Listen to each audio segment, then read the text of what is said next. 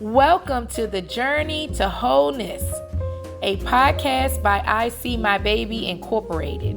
Here, we dive deep into powerful stories of those who have overcome life's greatest challenges, stories of resilience, healing, and renewed faith. I'm Alicia Hurt, your host, and each week we'll speak to individuals who have transformed struggles with infertility, battles with depression, and crisis of faith into profound growth and purpose. Hello, everyone. Thank you so much for joining. It's Alicia Hurt here, your servant leader, for another episode of the Journey to Wholeness podcast. So we have a special guest. Oh my God, all the way from Germany. We have Anne Alexander Sieder. And she is here to really help us understand her journey to wholeness and to give us some wisdom. You guys get your notepads ready. She's going to drop so many nuggets. She's going to also tell us at the end, like, how we can get in touch with her, how we can connect with her. When I tell you, this is an interview you do not want to miss. So put away all distractions and listen up. How you doing, Anne?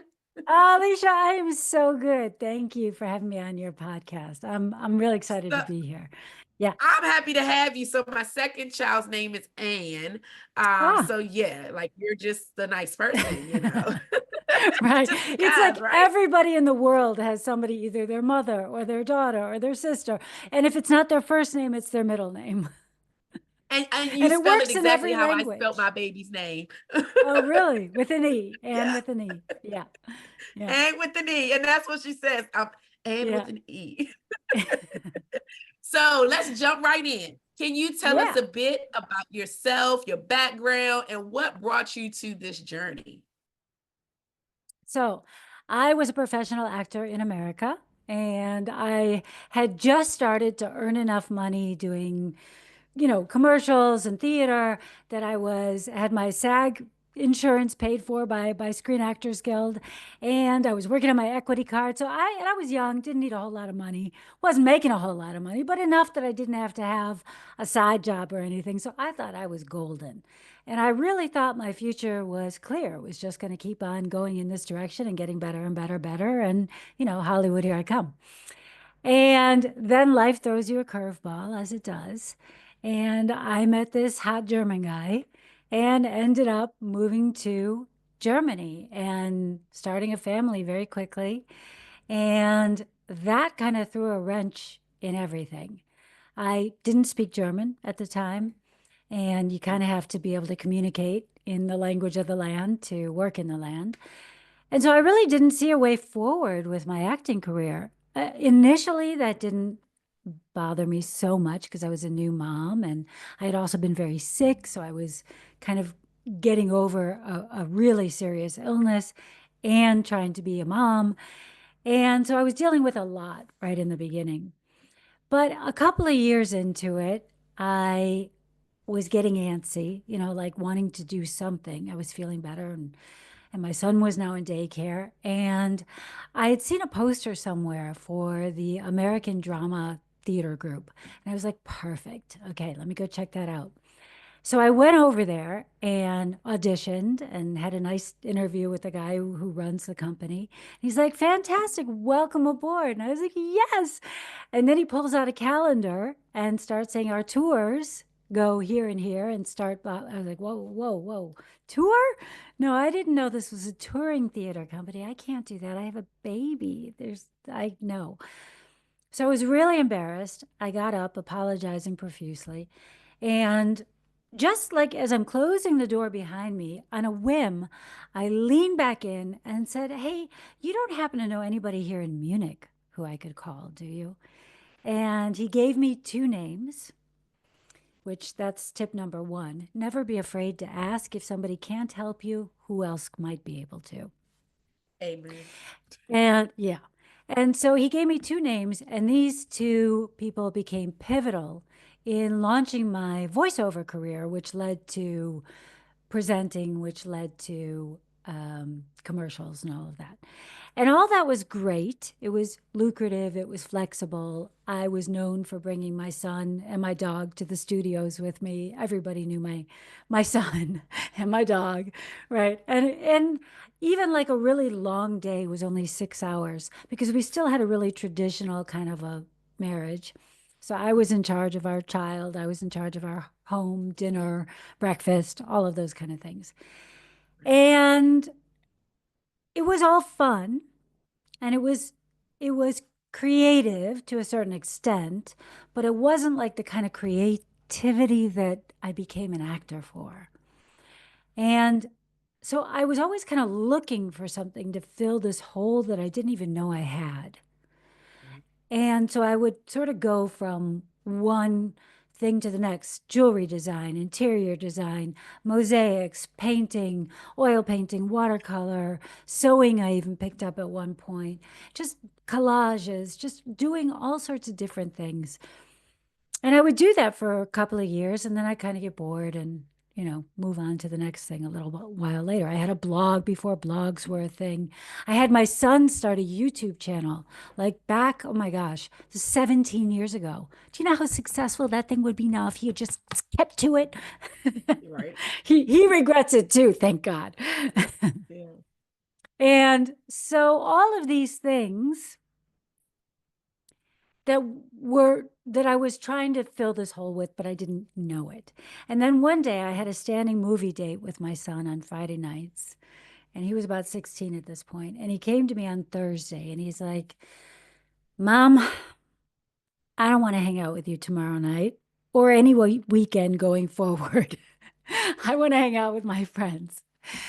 And yeah, it was like a bittersweet moment because, of course, this is what you want for your child, but wasn't what I wanted for me. But Right. and my husband, I think, had like a golfing trip or something that week. He was doing something. He was busy. And so it was the first time in 16 years that I really was like, what do I want to do? What? Right. Yeah. And just on a whim, I sat down and I Googled acting workshop Munich English. And as the universe would arrange it to be, there was one with one spot available. So I Wow. whipped out my credit card, I booked it, I went to it the next morning full of like hope and expectation and hoping it was going to be as good as I was hoping that it would be, right? But not knowing. And it was amazing. And I left it 3 days later feeling like, okay, this is it. I have found my people again. I have found my element again. And I've been trying to breathe underwater for 16 years. And Mm. this is what I need to be doing. And I think often the the the passion that we have for something, the passion or like this burning passion, the burning curiosity is the key to finding your purpose in life. And I think so many people ignore that. And I was one of them, like, because I think, especially like I was 47 at the time. And I think a lot of times you feel like, oh, I'll get to my dreams later when my kids don't need me so much, whatever. And then it happens and you go, oh, now I'm too old. And you think my time has passed. And I had decided I didn't care. I was afraid. I definitely was. I was afraid of what people would think. I was afraid of what this would mean. I was afraid of falling flat on my face. I was, all of it, right? But I decided that I had let fear as a young woman block me in a lot of ways. And what I've learned is that fear is a constant companion, but it doesn't have to stand in front of you. It can walk beside you. That's And good. Write it yeah. down. I'm sorry. It can walk beside you. Okay, go ahead. I'm sorry. Yeah. And so that's what I decided. I was not going to block me anymore. I was going to stand off over there and watch me, whether I succeeded or failed. Now, my next obstacle was, how do I get the training I need? Because I was rusty. It's like being a musician or an athlete or anything that needs like a lot of training, right? And I hadn't Right. trained in 16 years. Right. So I knew in order to get the confidence I needed to get that training. So Right. it wasn't really available in Munich, definitely not in English.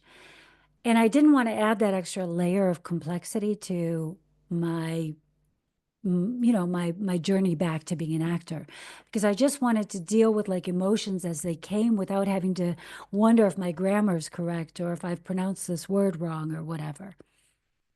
So I had two choices. One was I could fly to London, New York, LA, and get the training I needed, but that would obviously be really expensive and also Right. really time consuming. So it would limit me. I would only be able to do it once or twice a year, which would slow down.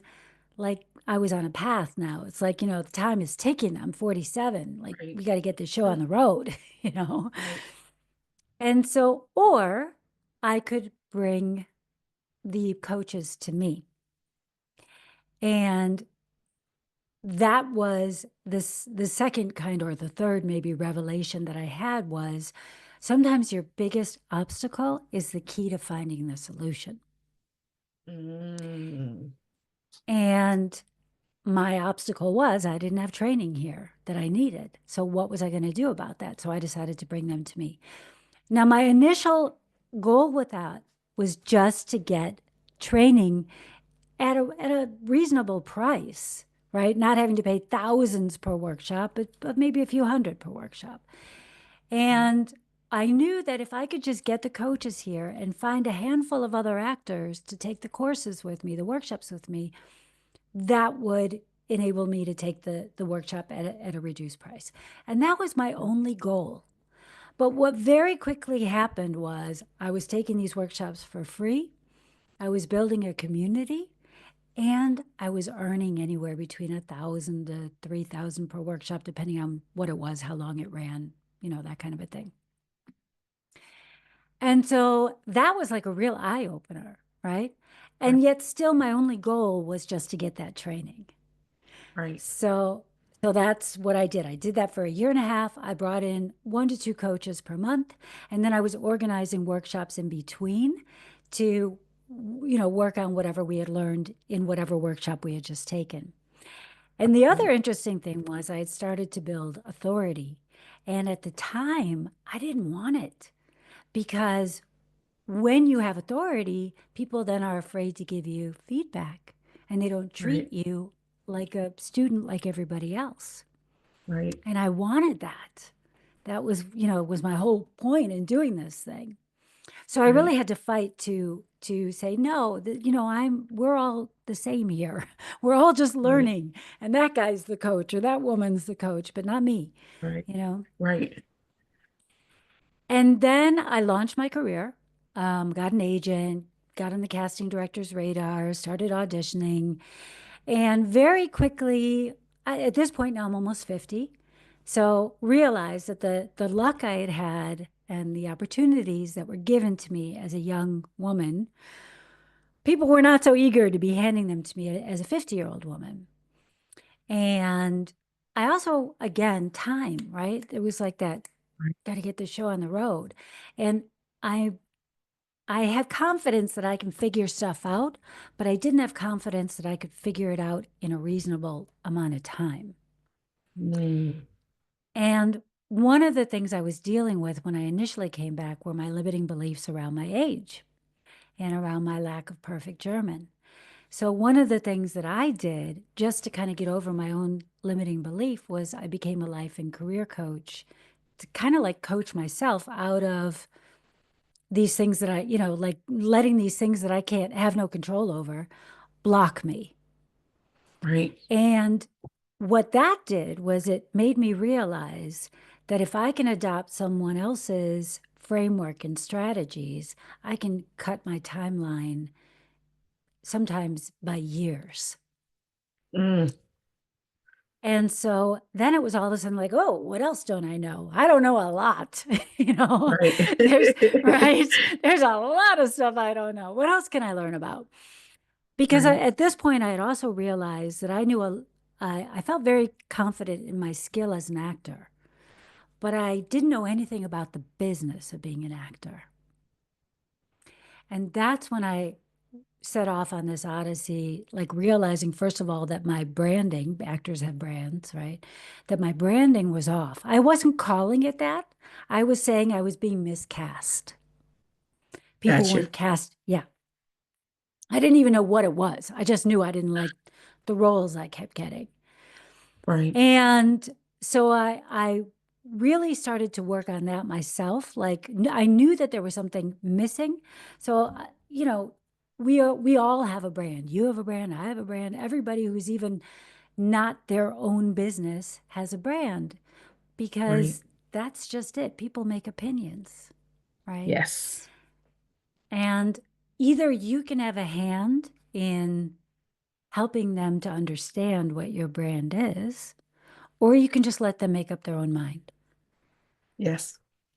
And I personally think if you can help them to truly see all the layers, right? I often compare it to a cake, right? If you see a cake, what you think is a cake looks like a cake, all that beautiful icing, all that looks sweet, buttery, delicious. That could be plastic. That could be laced with Right. arsenic. You have no Right. idea what that is, right? It's You're just true. making an assumption based on what you think you see.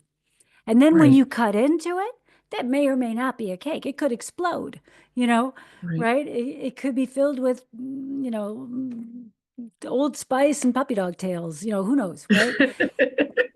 You don't know, right? Yeah. So, and or it could be delicious and it's exactly what you thought. But Right. honestly, and that's the difference between as a human being typecast, because human beings get typecast, right? And Yeah. people understanding who you are, what your brand is. And it's the same thing for actors.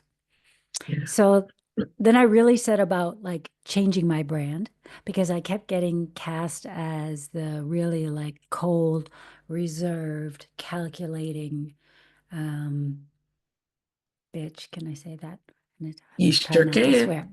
Okay. Yeah. Yeah. So that's and that sure, I can play that. I am a strong woman. But I'm a mom. I'm a lean in. I'm not a lean out. I'm Right. playful. Right. There were so many other facets that they weren't getting. And part of it was just kind of the way my face comes together, right? It's kind of sharp and I've got dark hair and right, I fall into these tropes and all of that. I don't have any control over that. But I do have control over what people understand about what I can bring to a role. Mm. And when I finally got that, that's when the roles that I was getting started to really get a lot more interesting. Hmm. And that's when other actors started coming to me. And that's when I created Get Better Roles. So for me, the basis of a thriving acting career is mindset, branding, marketing, networking, and community. But this is also the basis of any good business, to be very honest. Yeah. And yeah. And then if you want to ask me questions, because I will just keep talking, Alicia. So You're you just rolling have to right through jump. it. Like your story is captivating and you're literally rolling right through it. I have some nuggets, but you keep going. Okay. We need to hear this. Okay. Okay. I don't want you to feel like you can't interrupt me or anything. You totally can. Okay. So once that sort of kicked off this thing of like, okay, I got a branding coach, I got a marketing coach, I got networking, and I had more than one, and so I was learning all of this stuff and creating my own system. In the meantime, filmmaking is expensive. It's gotten a lot cheaper, but it's expensive. So whenever I wanted to like put together a short film or have some extra money to go on vacation or whatever it was, my son, wanted to do something, I would put together a few workshops and make some extra money. So then my goal had gone from getting the training to getting money, right? Right. To just creating some sort of an income, doing what I know and what I love. Right. And then most recently, I would say in the past 3, 4 years, I've started to use these workshops as a way to network with people that I want to work with.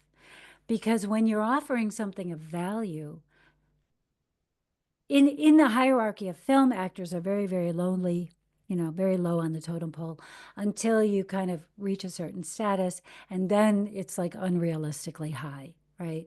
When Okay. in the end, people are always still just people. So I'm always recommending to my clients, find a way to relate to someone as a human being and to get them to see you as a human being Right. and not Right. just as an actor. And so Right. doing these workshops allowed me the opportunity to have conversations just like you and I are having. Well, Right. actually, this is a monologue, but It's all good. It's good stuff. um, but it allowed me to have these conversations and to offer something of literal value, money, and to let them see me outside of just being an actor. And I was still able to, participate if I wanted to in these workshops. Yeah. So it allowed me to network on a whole new level. And that's Yeah. now you're kind of caught up to where I am now. So that was captivating. I was like, I want to know more. Right. And so I took some notes. So one thing that you said that resonated was that you had to sit back and say, all right, I've been the wife, I've been the mom, and now I am forced to ask myself this question: what do I want? That's a hard question to ask because as a mom, as a wife, you're asking, what do you want for dinner? What do you want? What are we wearing? Where are we going? And then everybody's making those decisions. But when you have to sit and really figure out, all right, what does Alicia want? What does Anne want? Like, talk through that. How did you feel? Like, how did you process that? It's such a theme, honestly, in my life and my writing. This thing between when a woman becomes a mother, her life for itself loses its meaning a lot of times because the kids and the family become the meaning in her life. And I think honestly we're doing our kids a disservice with that, or whoever your kid is, right? That we're doing a younger generation a disservice by modeling that behavior because it's saying your only value is in bearing children, and that is so not true. It is a value, it is a miracle, it is something that only half of the population can do, Right, but it is not everything. right, And I also find it is a strong drive in many, many women, right? So I never thought that I was going to have to choose between my career and my being a mom. But once I found myself in this position where it was like, well, if I want my child to grow up with his dad, then I need to move to Germany, which cancels out my career. So my child wins. And I think it's just these hormones, honestly. I think that there's just things that kick in with that. right, And you don't even think about it until you when you've done your job and you've raised a child that's grown up not to hang on your apron strings or whatever we want to call it, right? right, Then all of a sudden it's like, oh, who am I then? Right? Who am right. I? And I think this is where a lot of women fall into a depression, or maybe they explore, and I hope they do. I really hope they do. And this is part of why I've created Passion Project to Pro, which is my other program that I'm launching next year, based on like my experience of being a curator of experts and coaches to bridge my passion and make it a more meaningful, impactful, and income generating part of my life. Yeah, yeah, But uh, I think most people don't. I think a lot of people don't deal with it, Yeah. honestly. Yeah. I agree. I am actually doing a book collaboration, and the theme is my resilience and me finding Alicia at 40. Mm, And I'm not going to give it all away, but I did exactly what you said. Like, most of my marriage was, all right, we're married. Now I need to have a child. And we fought so hard and we went through so many struggles that now that I am a mother, it's like, all right, this is literally me. This is me. And then you got to provide. And then, and then there's a turning point for me because there was frustration built up because you're not fulfilling your purpose. And that yeah. frustration comes out in different ways. It may come out in your health. It just comes out in different ways. And I Yes. had to have that real conversation with myself and say, nope, and put my foot down and put a stake in the ground. What does Alicia want? And Alicia's going to get it, right? Alicia's going Yeah. to work towards it. And it doesn't take away from me being a mom. Now, maybe you do have leftovers one night, or you're going to grab that pizza out that ice box, and put it in the oven. And But I'm that's still a mom, okay. right? And Yeah. it's okay. Yeah. Yeah. And also, what are we telling our children if we're saying to them, have dreams, get a college education, do all these things, and then once you have kids, oh, but now put all that away. Now you don't Right. matter anymore. Only your child matters. Yeah. And I remember we wanted more kids, and I just never got pregnant again. And we tried, and we were trying to adopt. And then my husband is 10 years older than I am, so he aged out of Germany pretty quickly because you couldn't be more than 50. And Okay. then, so we were looking outside. And at this point, now our son's almost 11. And I'm thinking, it's going to be starting really all over again. And it's going to be Right. like two only children.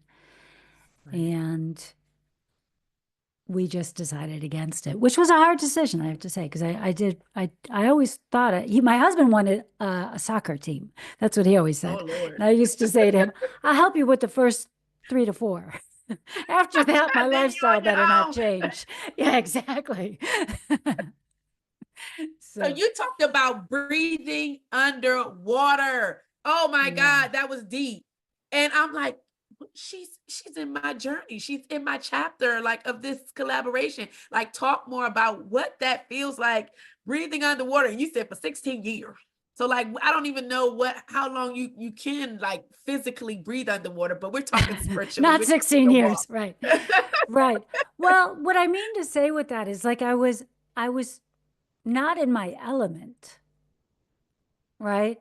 And so I was trying to adapt to the circumstances that I was living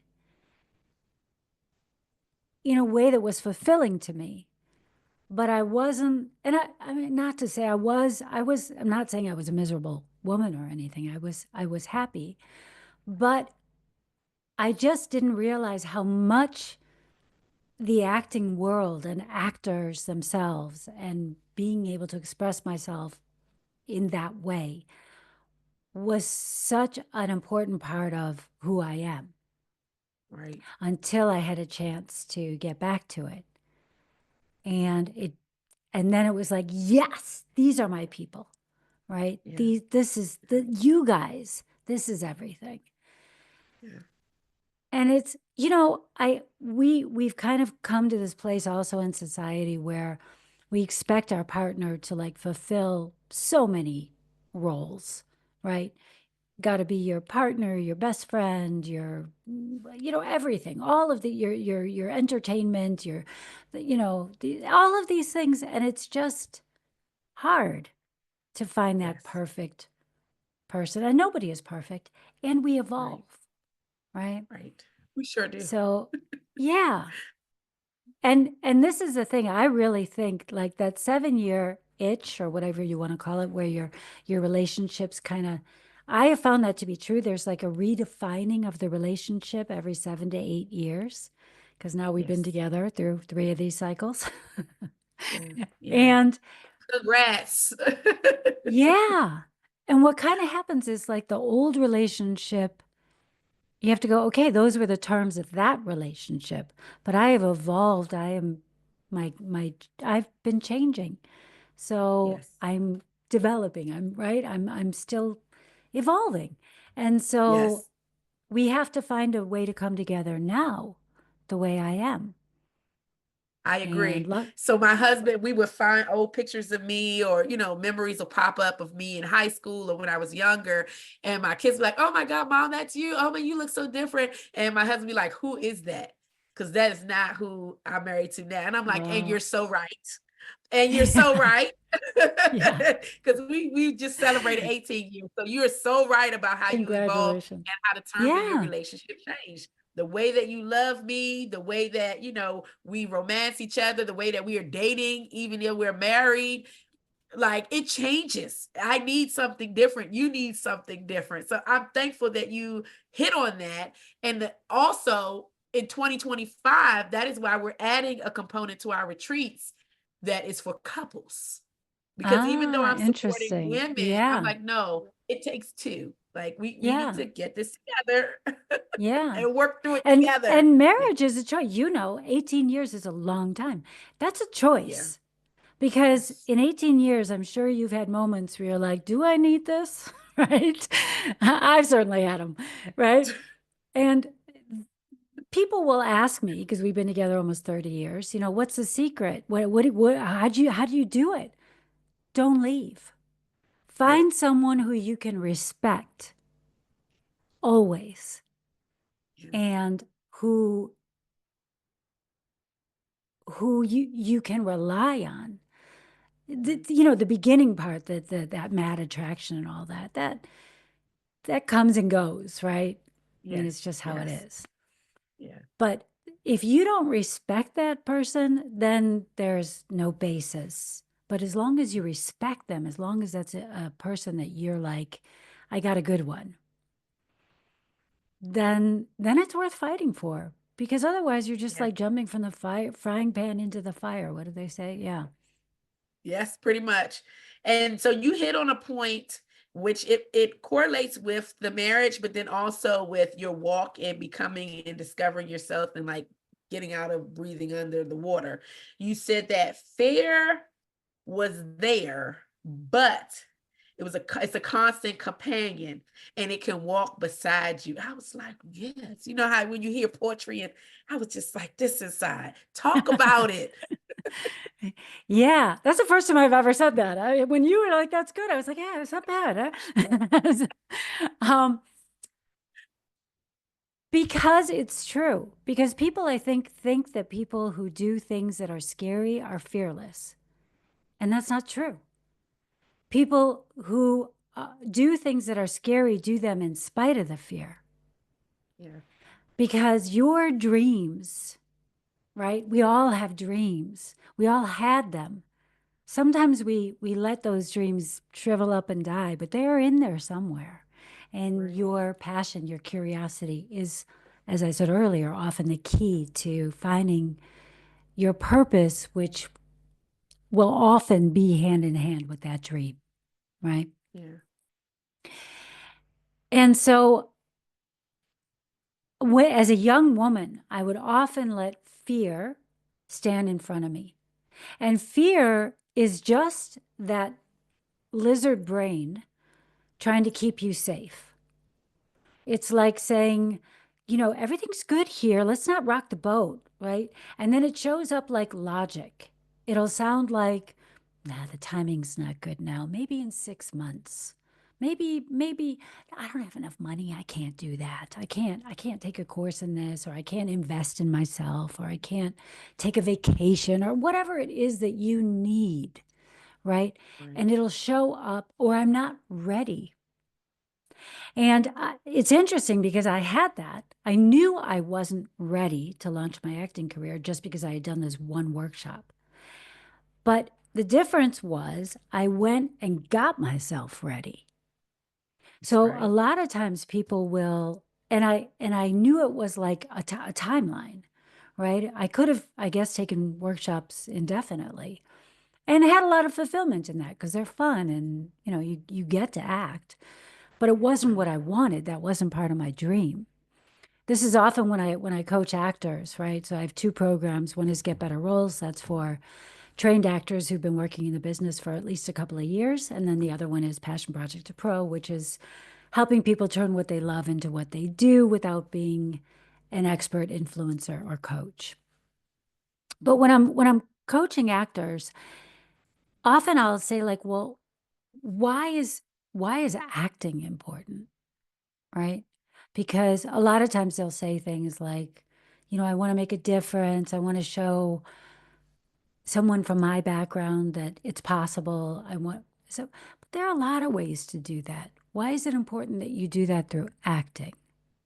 Right. And it's interesting because people will often tell themselves certain things around that. Right. In any And case, for I think our I've gotten, listeners that are like, okay, I get what Anne is saying. Now, what about my field? So what about an author? What about an entrepreneur in a different field, right?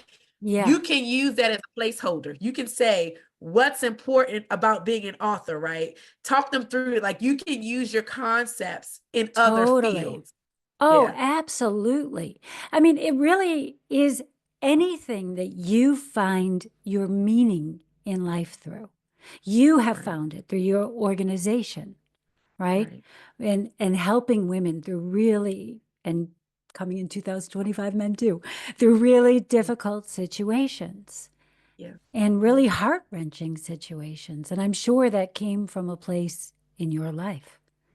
I'm sure that came Yes. from, yes, yeah, Try I'm an actor. overcoming by Yeah. myself, Yeah, of overcoming, at course. least thinking I was by myself, like getting out of that mindset. That's another story in itself. But one Yeah. thing you did hit on was that passion. Passion is the key to finding purpose in life, and it's a burning desire. It's that thing, like you said, what's important. Like, talk through that burning desire, that passion. How do you know that it's not just something that's temporary, that no, this is my thing, this is my purpose? Well, I think you need to explore it. I really think you need to explore it. Like I used to say to my little sisters, right? When I'm the oldest of four. So, and they would be like, I want a husband. I want, whatever it is, right? Those kind of things. And it was like, get on your road. And on your road, you're going to meet other people on that road. And just because you started off heading towards Cincinnati doesn't mean you can't take a right turn and go to LA, right? The Yeah. road is Yes. just the beginning, but you've got to begin to take those steps. So, one of the things I always say is your big dreams are not inside of your comfort zone. Because if Mhm. they were, you would be set. You would not be Yep. looking. You would not be feeling unfulfilled. You would not be needing something more. So, and your dreams can change. But the first step is, and you can take baby steps, but each time you take a baby step outside of your comfort zone, you've just expanded the boundaries of your comfort zone by that much. So, what Yeah. scared you yesterday now lies behind you. And what Yeah. is in front of you, yeah, it may scare you. That's okay. Because now you Yeah. know you can do it. You can take those steps and it's not going to kill you. It's not going to embarrass you. It's not going to do any of those things, right? Yeah. And, or even if it does, you're going to be okay. Yes. So you said get on your road. Get on your road. So I am from Trinidad. My mom's famous from Trinidad. My dad's famous from Barbados. And we are known for carnival. Or some people say carnival. And We have so that here. what it is, you do have it in Germany. Okay. So you Yeah, it's get on the called road, flushing here. right? Yeah, yeah. Okay. All right. So you're on Yeah. the road. So there are some calypso songs that talk about chipping, and chipping is just a constant little pace, right? Sometimes it's the older Yes. ones, Oh, is they that just what get you a call chip, it? right? I've seen We that. call it Yeah, yeah, chipping, yeah. right? Yeah. And then there's some people that just take strides, and they're like the young, eager ones, and they're just going. And I mean, the road is long. The Right. road is long. And I remember in Baltimore one year, I was like, I want to play mass. I always go, but I got a costume. I had just had my second baby. I was like, yeah. And we got on the road, and I was just going. I was just full of energy, just going. And then when we got like halfway, I was like, woo, Lord. Now I understand why those folks I passed were chipping. I know why they were chipping. Right. And so Right. we could see the end of the road, and then there was a big park. I forget the name of the park, and I don't remember if it's Druid or whatever, but there was a park at the ending, like that's the finale, and you just party and have a good time. The food's there, everything, right? And I didn't make it. Me and my sister-in-law were like, we need an Uber. Like my feet are on fire. Like, so when you talk about get on the road, it reminded me of that moment. And it's to say, like you said, you don't have to take these big grand steps. You can pace yourself. You can chip down the road, right, to your goals. So when you said that, I was like, oh, that story goes hand in hand with literally how you're redefining yourself, finding your passion, and just moving towards it. Sis, bruh, cousin, mama, daddy, just get Right. on the road. Because Ann Get said on the so. Ann said, road. And you're going to meet other people there who are on that road. And you're going to be able to, as you get further down the road, you may see some detours that are more interesting. Because your question was like, how do you know that that really is your purpose, right? yep, What yep, you think is your purpose may not be it, but yes, you won't know it if you don't get on the road. that's right. Get on the road. You can chip. Yeah.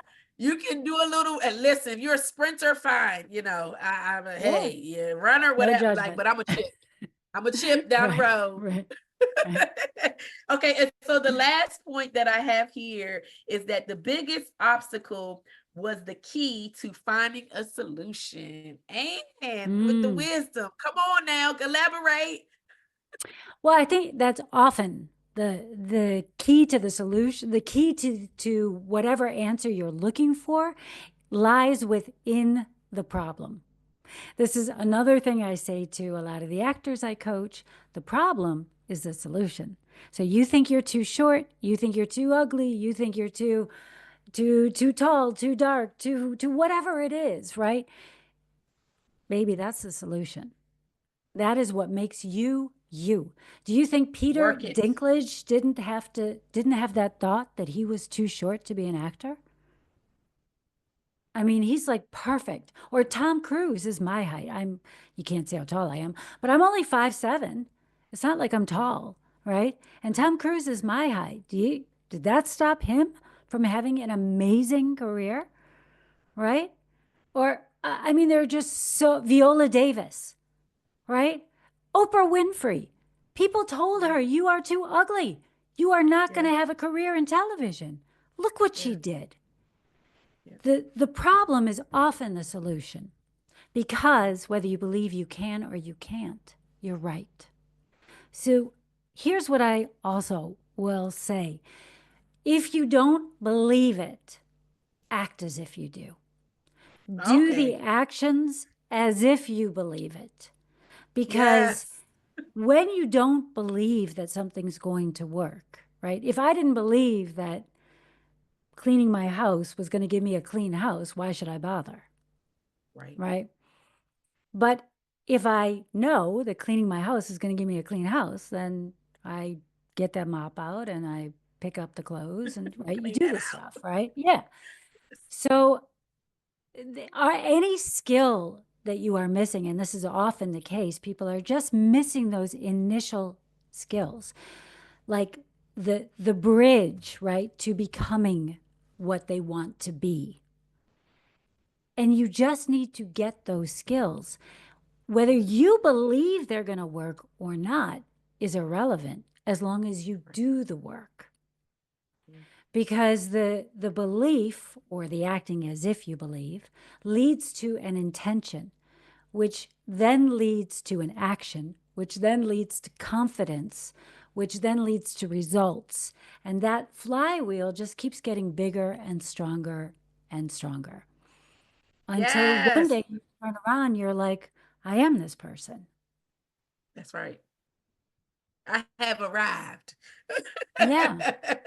But I mean, also, Yeah. success is a moving carrot, right? It's always just like 10 feet in front of your face. And So no true. matter, like, if somebody had told me 10 years ago that I was going to have a movie on Netflix right now, I'd be like, really? Tell me more, right? Right. But now that I have it, it's like, yeah, okay, what's next? Hopefully better, Right. right? Right. So, and Right. success is always that way. And that's good Yes. because we are naturally not 100% fulfilled, because if you were 100% fulfilled, you'd be a sloth, right? Yes. So true. So Yeah. true. So true. So Anne, I always ask like for that one message. I feel like you might have given it, but I'm gonna still ask it because you have so much wisdom in you. So and then I want you to also tell us how we can find you, that name of that movie, because I love my next flip movies, and how people can connect with you on a deeper level. Yeah. So my best piece of advice, I think, is to start messy. Don't aim for perfectionism. That's again that lizard brain saying it's got to be perfect. Don't put it out Right. there. Just start messy, because you can work with messy, but you can't work with nothing. Like that. And the movie is A Heidelberg Holiday. It's a Okay. Hallmark film, a Christmas film. Yeah. And what was the third thing you asked me? Oh, where they can find me. So I Yes. have a free workbook, if in case your listeners or viewers, I'm not sure how people consume this, are interested. It's Passion Project to Pro.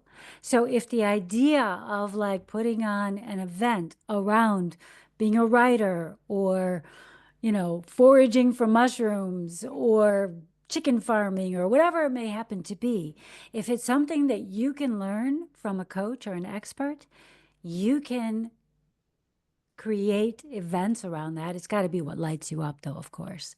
You can Right. create events around that, because the program that I'm launching next year, Passion Project to Pro, same name, literally walks people from that first ideation all the way through to what is going to be a viable thing, what is my passion, what is my burning curiosity, what that is, where do I find the experts, where do I find the other participants, what does this look like, is this online, is it in person, is it a retreat, is it whatever it is, right? Right.